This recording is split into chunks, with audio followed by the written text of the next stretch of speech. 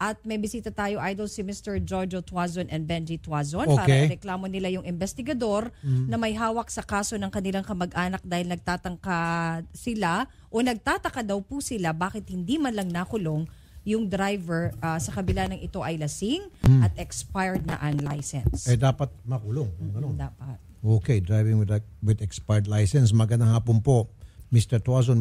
Magkapatid ho kayo? Hindi po. Magtito. Magtito po. Parehong apelyido. Okay. Sir Jojo, Sir Benji. So, yung pong suspect na si Christopher, yun po yung driver? Hindi po, may-ari po. May-ari. Pero si Carlo, siya po yung driver.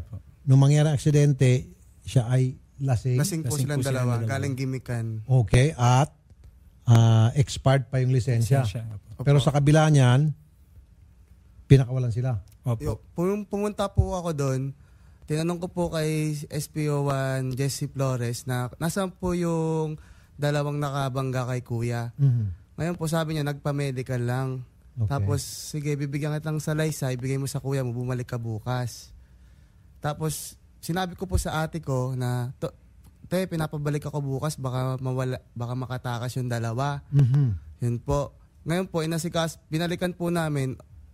Off na po si Sir Jesse Flores. Wala na po yung dalawa. Kahit na off si Jesse Flores, dapat yan ay inendorso niya sa susunod na naka-duty na desk officer para makasuhan at makulong. Yun nga po eh. Dapat yun po ini-inquest agad. Yung bumalik po yung ate ko, sabi po nung nakapalitan nila, hindi po daw sila pwedeng mangialam. Si Jesse Flores lang daw po yung kausapin namin. Hindi, pwede sila mangialam. Pero ang pinaka may kasalanan dyan si Jesse Flores dahil dapat yan ini-endorso niya doon sa susunod na naka-duty na police para yun ang magpatuloy doon sa kanyang nabiti na ginagawa. Major Erlito Renegin, Head Sector 1. Magandang hapon po, Major. Major, si SP1 Flores, tauhan niyo po ito. Yes, sir. Imbestigator po natin panggabihan. SP1 ho siya, sarhento na siya. Bakit hindi pa niya, sir, alam yung ginagawa niya? Pagpasensyahan niyo na po at medyo siguro naligaw ng kaunti. Punta na lang po rito, tulungan na lang natin po sila, file na natin demanda. Okay. Pero tama yan, salamat po, Major. Ang gusto hong mangyari namin dito, ito rin po siyempre ang gusto mangyari po nung dalawa na nagreklamo sa amin, yung mga katulad po ni SPO1 Flores, sana sir, masayami na ito ng husto nang sa kayo hindi niya po maulit itong gawain niya ng sinadya niya. Para sige sa akin po, sir. sinadya niya ito. Po natin, sir. Okay. Ano po masasabi niyo, Mr. Jojo, Mr. Benji? Sir, kasi yung kuya ko po, operan po ngayon. So, hindi po sila hindi man lang sila na tinignan yung pasyente nila na bunggo na, sige, matutulong kami kahit panggamot lang. Wala po silang wala silang responsibility. Kami po lahat ang gumastos, sir. Papangutang, gamot. Sino nasa ospital? Yung kuya ko po. Yung nabangga po may blood clamps po siya. Tapos, operahan po siya sa dito. Basag po yung tuhod. Major, sandali lang po. Meron pong, salamat po, Major, at kayo po'y masigasig at gustong-gusto nyo talagang tumulong. Sir, kontakin po natin mamaya yung mga nakabanggaan nila. Opo. Para mag-usap po sila bukas dito. Okay. At kung hindi po matupad, didimanda po natin.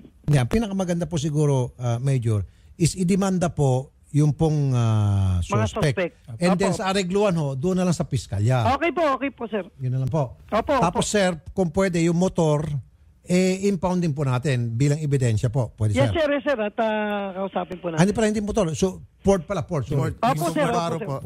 Isasama po natin doon sa complaint, sir. Exhibit natin doon sa complaint. Major, sasamahan po namin sa inyong tanggapan, Major, si Mr. Papantay ko po kayo dahil duty po si Flores ngayong gabi. Opo. Papantay ko po kayo kay Flores maghapon po para maayos na po yan. Sige po. Salamat po, Major. Yes, sir. Magandang hapon po. Thank you po. Yes, sir.